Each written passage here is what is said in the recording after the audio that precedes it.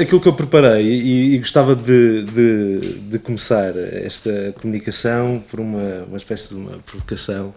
Uma vez numa homilia, um padre começou a homilia assim: Deus não existe, disseram as criaturas do inferno. E eu apetecia-me começar assim, dizer assim: a cultura não existe. Existem pessoas que vão representando os seus anseios, os seus desejos, as suas memórias, os seus feitiços, etc., através de objetos. Podem ser poemas, filmes, músicas. E, portanto, eu estou cá também como uma pessoa que vive neste mundo e que se interroga e que também produz coisas. Aquilo onde eu decidi centrar esta minha apresentação tem a ver um bocadinho pensar a partir destas questões de como se produz cultura dentro da própria família, um bocadinho o que a minha colega estava a falar, ou como se dialoga criativamente em família, como somos artistas e poetas dentro da própria família. E eu gosto desta noção de poeta, visitando Agostinho da Silva, quando diz que todos nós somos soldados e poetas, quanto mais não seja quando inventamos um brinquedo. Até quando inventamos um brinquedo para um filho, estamos a ser poetas, estamos a ser criativos, estamos a produzir cultura. Mas interessa-me pensar essa vitalidade da poesia dentro, que acontece no seio familiar, no espaço doméstico. Para mim é muito importante pensar que esses hábitos, antes de sairmos para fora, temos que nos construir por dentro e temos que construir e temos que nos construir criativamente dentro da família. E, portanto, como é que se gera tempo improdutivo, o ócio, o tempo para produzirmos a nós próprios? Como é que alimentamos também o nosso cotidiano com gestos poéticos, com inventividade, com imaginação? E eu acho que, no fundo, eu até escrevi aqui como é que a família é autora. E autora até na ideia da autoridade. Porque muitas vezes entendemos a autoridade como uma coisa má. Mas a autoridade e na etimologia da palavra autor é aquele que aumenta e que é reconhecido pelo outro, porque faz crescer, transborda de si e faz crescer tudo em seu redor. E eu gosto muito dessa noção de autoria. E, portanto, como é que as famílias são autoras? E muito a pensar nisto, por defeito de profissão, eu trouxe algumas imagens porque fui procurar em artistas contemporâneos,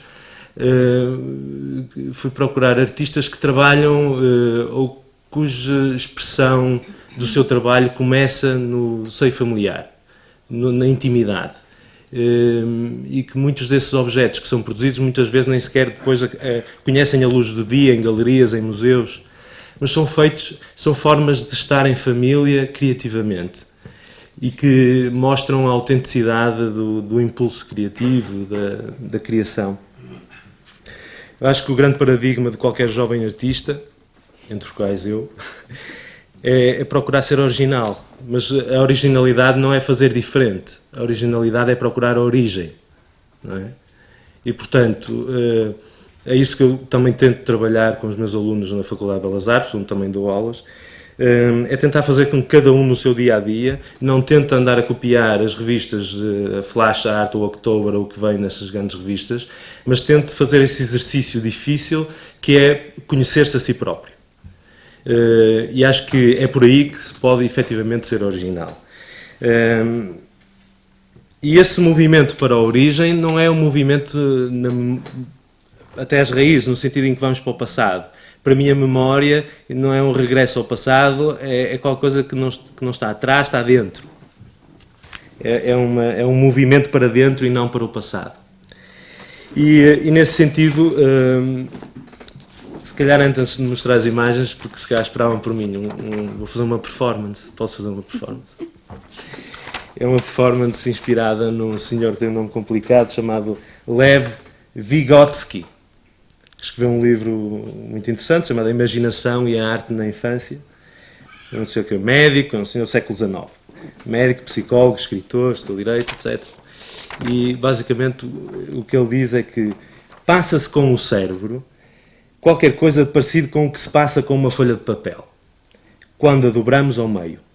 No lugar da dobra, fica um sulco como resultado da transformação operada. Sulco que favorece a reiteração posterior dessa mesma transformação. Bastará soprar o papel para que ele volte a dobrar-se pelo mesmo sulco. E eu acho que é isto que acontece na família. É que muitas vezes fazem-se pequenos vínculos que depois estão lá, é uma coisa que está inerente, e depois basta um sopro que ele volta a vincar por esse sítio. Portanto, isso mostra muito bem a força que tem uma infância em família e a força como determinadas experiências podem marcar decisivamente a sua relação mais tarde com a cultura no seu sentido mais amplo, não é? E por isso vou começar a mostrar uma série de imagens que eu vou comentar. A primeira imagem é de Dennis Oppenheim, um artista que tem uma série de performances nos anos 70, que faz parte de uma geração de Bruce Nauman, Vito Acconci, etc., que trabalharam muito esta ideia de autofilmagem ou video performance, colocando e explorando o próprio corpo como matéria de trabalho. E este trabalho de Dennis Oppenheim a mim sempre me tocou particularmente, chama-se Transfer Drawing, e ele fez várias experiências, portanto isto é uma espécie de uma série de trabalhos, mas basicamente trabalhou sempre com a mulher e com o filho.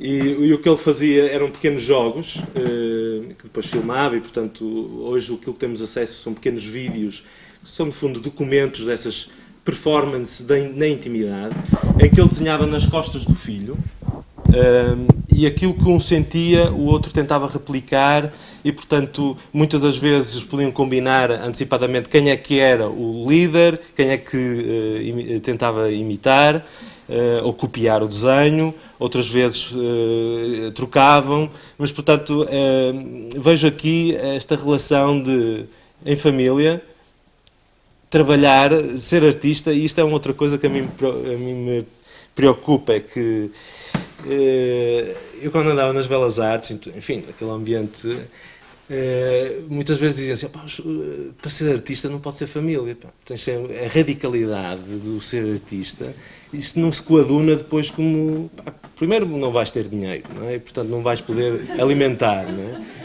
Portanto, é verdade, é uma coisa que se pensa muito. E, aliás, foi curioso casar e entrar nas Belas Artes com uma aliança no dedo e ver as pessoas olharem. Mas enfim, estes projetos mostram-me como é que... Isto agora era um pequeno parêntese. Mas a mim põe-me a pensar sobre esta ideia da poesia em família.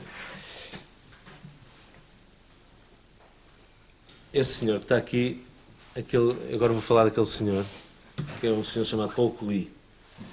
E o Paul Klee escreveu um diário, e o início do diário de Paul Klee são 50 e algumas recordações muito curtas, coisas que ele se lembra dos 3 anos, dos 4 anos, dos 5 anos, é assim que ele começa o seu diário. E afirma claramente que foram essas recordações que, de algum modo, permitiram criar uma identidade ou um processo de trabalho. Quer dizer, ele é herdeiro dessas recordações e elas são fundamentais e estruturantes no seu corpo de obra. E eu gostava de ler uma. A minha avó, a senhora Frick, ensinou-me desde muito pequeno a desenhar com lápis de cor. Dava-me um tipo de papel marcadamente suave, quase como papel higiênico, chamado papel de seda. Não mordia maçãs, muito menos metia à boca peças previamente cortadas, mas raspava os pedaços com um canivete para fazer uma espécie de papinha. Do seu estômago vinha periodicamente um cheiro azedo. Pronto. E reparem que isto para o Paul Klee foi importante. O cheiro azedo do hálito da avó. E eu escolhi uma de entre muitas, e são sempre situações assim, extremamente desconcertantes. Memórias de um tio que imitava um gato nos almoços de família, que enganava sempre as pessoas e ele ria-se com isso. São uma série deles. Algumas memórias olfativas, auditivas, visuais, inclusive questões ligadas com a sexualidade, e que ele relata isso. E, portanto, faço também um convite a lerem os diários de Paul Klee, foram publicados para a Aliança Editorial. E trago aqui um outro desenho de Paul Klee, que é um desenho feito aos 10 anos, num caderno de matemática.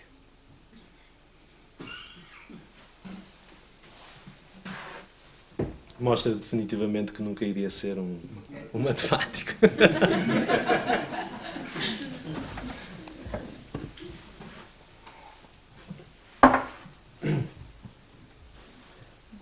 Este senhor, sabem quem é? Rui Belo. A rua é das crianças. Ninguém sabe andar na rua como as crianças. Para elas é sempre uma novidade, é uma constante festa a transpor umbrais. Sair à rua é para elas muito mais do que sair à rua. Vão com o vento. Não vão a nenhum sítio determinado, nem se defendem dos olhares das outras pessoas e nem sequer em dias escuros a tempestade se reduz, como para a gente crescida, a um obstáculo que se opõe ao guarda-chuva. Abrem-se à aragem.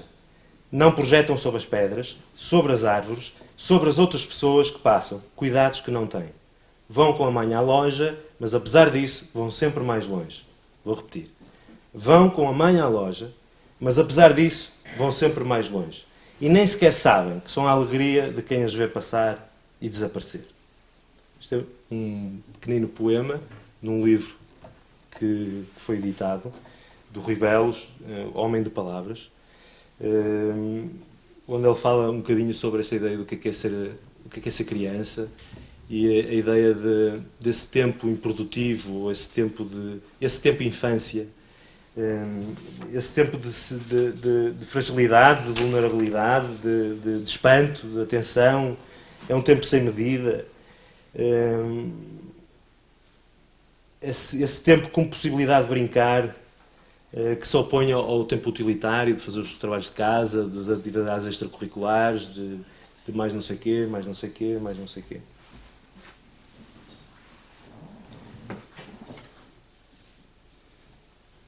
O Alberto Carneiro foi alguém cujo trabalho assentou sempre numa lógica de se trabalhar a partir de uma relação com a origem. Se calhar melhor que eu, tirei algumas notas de um recente texto do Paulo Pires de Val sobre este trabalho, que é um trabalho fundador, canavial, um trabalho iconográfico quase da obra do Alberto Carneiro, mas que parte efetivamente de uma memória da infância. A memória infantil, e vou citar agora o Paulo Pires de Val, a memória infantil e a relação aí estabelecida com a terra é um tema recorrente no discurso de Alberto Carneiro sobre a sua obra. Em particular, quando descreve aquela que podemos considerar a sua cena primitiva, a memória da brincadeira infantil no canavial, onde se dá a descoberta da sexualidade. Só em Londres, essa memória surgirá como epifânica e metamorfoseada, depois em obra envolvimento. Isto é um conceito que muitas vezes chamamos de instalações. No caso do Alberto, gosta de falar sobre a ideia de envolvimento.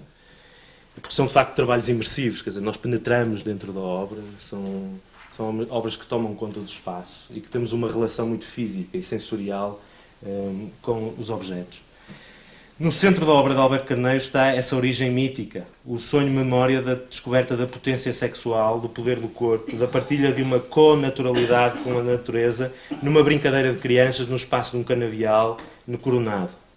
A partir dessa recordação, a sua obra torna-se marca presente dessa ausência, dessa descoberta do que pode um corpo. A anamnese da potência corporal, aí experimentada, e da virilidade fecunda. O subtítulo da obra que faz, após a rememoração em Londres, indica-o também: Canavial, Memória, Metamorfose de um Corpo Ausente.